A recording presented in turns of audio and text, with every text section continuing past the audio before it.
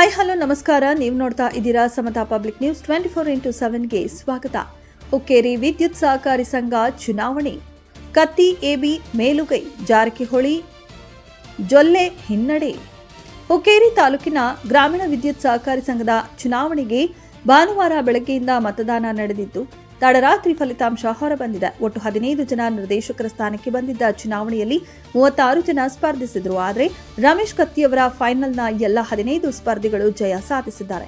ಈ ಚುನಾವಣೆಯು ಕತ್ತಿ, ಜಾರಕಿಹೊಳಿ, ಎಬಿ ಪಾಟೀಲ್ ಮತ್ತು ಜೊಲ್ಲೆ ನಡುವಿನ ಪ್ರತಿಷ್ಠೆಯಾಗಿತ್ತು. ಇದರಿಂದ ಫಲಿತಾಂಶದ ಬಗ್ಗೆ ತೀವ್ರ ಕುತೂಹಲ ಮೂಡಿತ್ತು.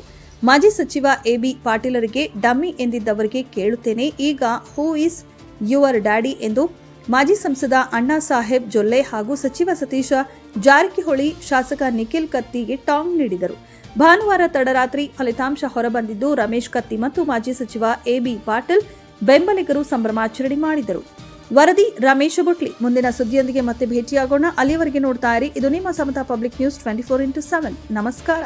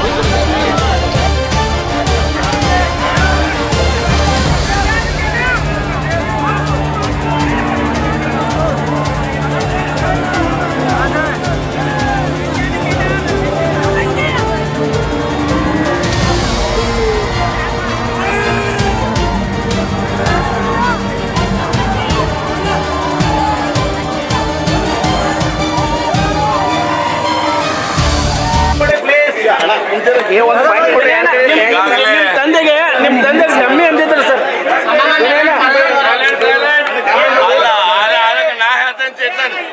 Now the people are saying, who's your daddy?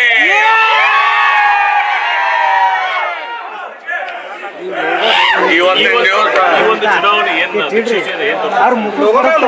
ಅಲ್ಲ, ಈಗ ನೋಡಿ ನಮ್ಮ ಶೃಂಗೇರಿ ತಾಲೂಕಿನ ಸ್ವಾಮಿ ಮನೆಗೆ ಧಕ್ಕೆ ಕೊಡೋಕೆ ಯಾರು ಬಂದ್ರು ನಾವು ಎಲ್ಲರೂ ಕೂಡಿ ಅವ್ರನ್ನ ಎಲ್ಲಿ ಕಳಿಸ್ಬೇಕು ಕಳಿಸೋ ನಿರ್ಣಯ ಮಾಡಿ. ದಾದಾ, ನೀವು ನಾಳೆ ಅಮ್ಮಕನ್ಮಡಿಗೆ ಹೋಗಿ ಏನಾದ್ರು ಸತೀಶ್ ಜಾರಕಿಹೊಳಿ ಪ್ರಚಾರ ಮಾಡ್ತೀರಾ, ಅವ್ರ ವಿರುದ್ಧ ಹೋರಾಟ ಮಾಡ್ತೀರಾ ಅಂತ?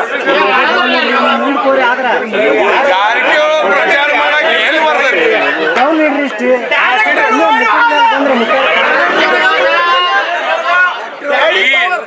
ಈ ಚುನಾವಣೆ ಮುಖಾಂತರ ಎಲ್ಲ ನಮ್ಮ ಬೆಳಗಾವಿ ಜಿಲ್ಲಾ ಆಗಲಿ ನಮ್ಮ ಇಡೀ ರಾಜ್ಯಕ್ಕಾಗಲಿ ಒಂದು ಸೂಚನೆ ಕೊಟ್ಟಿದ್ದೀವಿ, ನಾವು ಯಾರಿಗೂ ಬಗ್ಗಲ್ಲ, ಯಾರಿಗೂ ನಿಲ್ಲಲ್ಲ.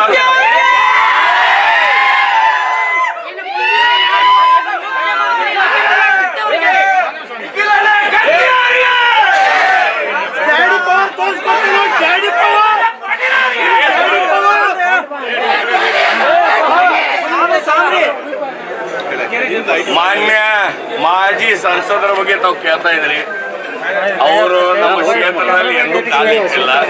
ಏನೋ ಅಪಪ್ರಚಾರ ಮಾಡಿ ಏನೋ ಗೆಲ್ಬೇಕಾದ್ರೆ ವಿಚಾರ ಮಾಡಿರು. ಇನ್ನು ಮುಂದಿನ ಬಾರಿ ನಾನ ನಿಪ್ಪನಿಗೆ ಹೋಗಿ ನೋಡ್ತೇನೆ.